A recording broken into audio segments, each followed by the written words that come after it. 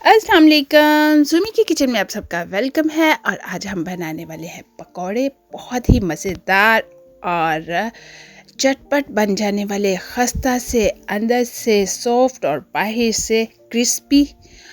तो पकौड़े जो है वो बना रहे हैं हम लोग आलू और प्याज के। तो चले जल्दी से बनाते हैं। चैनल को सब्सक्राइब कर ले, लाइक करें पूरी वीडियो देखने के बाद। तो चले शुरू करते हैं। ये है हमारे प्याज, जिसको हम जल्दी से छील लेंगे। प्याज से मुझे ख्याल आया, पहले भी हमने पकौड़े बनाए थे प्याज के, खाली प्याज के पकौड़े। उसकी रेसिपी भी डिस्क्रिप्शन में मैं डाल दूँगी, चेक करिएगा। वाकई बहुत टेस्टी पकौड़े बने थे। तो साथ ही हम काट लेते हैं आलूओं को। आलू को पहले छील लिया है, छील के साथ अब हम काट लेंगे स्प्रिंग आनियन। ये मुट्ठी भर के स्प्रिंग आनियन है और आपकी अपनी मर्ज़ी, अगर ज़्यादा डालना चाहे तो डाल सकते हो।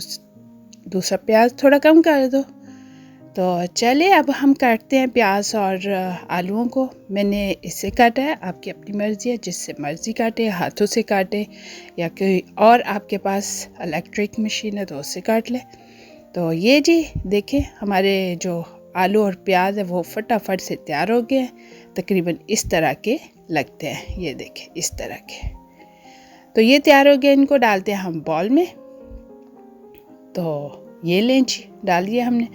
और साथ ही इसमें हम सारी चीज़ें डाल देंगे। मिसाल के तौर पे हमने स्प्रिंग आनियन डाला है, कटी हुई हरी मिर्च डाली है, और ये पालक है। पालक को मैंने हाथ से ही तोड़ फोड़ के अंदर डाल दिया है, क्योंकि बेचारी पहले इतनी सॉफ्ट सी होती है, मरी हुई जान होती है उसकी, तो उसमें और उसको मैंने बारीक काट के क्या करना है, इसलिए मैंने मोटा मोटा हाथ से ही काट दिया है।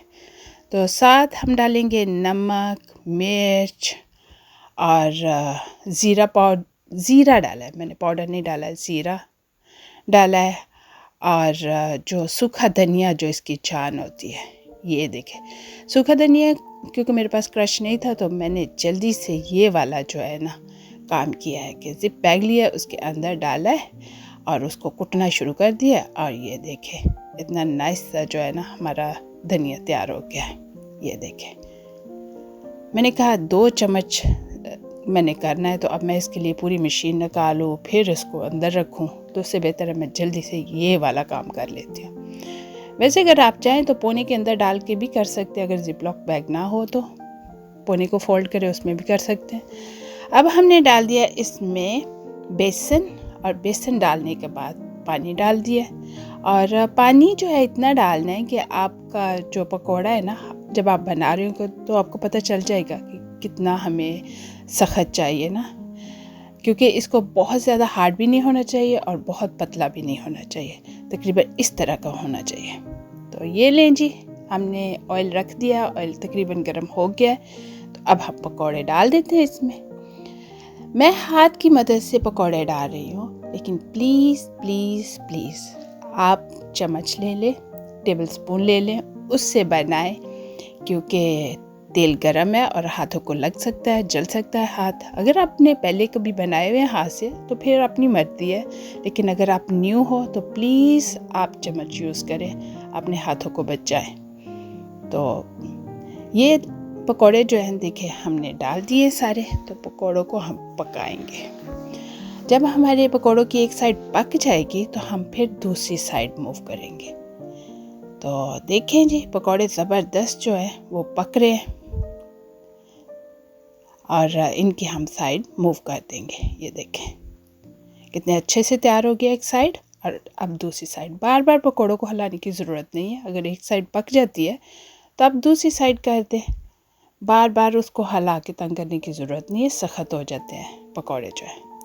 तो ये लें जी, पकौड़े हमारे तैयार हो गए हैं और अब हमने निकाल दिया उसको प्लेट में। प्लेट में हमने पहले डाल दिया था टिश्यू पेपर नीचे, तो और उसके ऊपर हमने पकौड़े डाले हैं, ताकि अगर एक्स्ट्रा ऑयल हो तो वो ऑब्जर्व कर ले। तो ये लें, ये इतने नाइस से टेस्टी से पकौड़े तैयार हो गए हैं। तो अगर और ज़्यादा टेस्टी करना चाहते हो तो थोड़ा सा चाट मसाला ऊपर स्प्रिंकल कर ले। तो चलें अब आप भी बनाएं और मुझे ज़रूर बताएं कि आपके पकौड़े कैसे बने। चैनल को लाइक, सब्सक्राइब और शेयर करना ना भूलिएगा। कमेंट्स बॉक्स में कमेंट्स ज़रूर दीजिएगा। मिलेंगे बहुत ही मज़ेदार न्यू रेसिपी के साथ।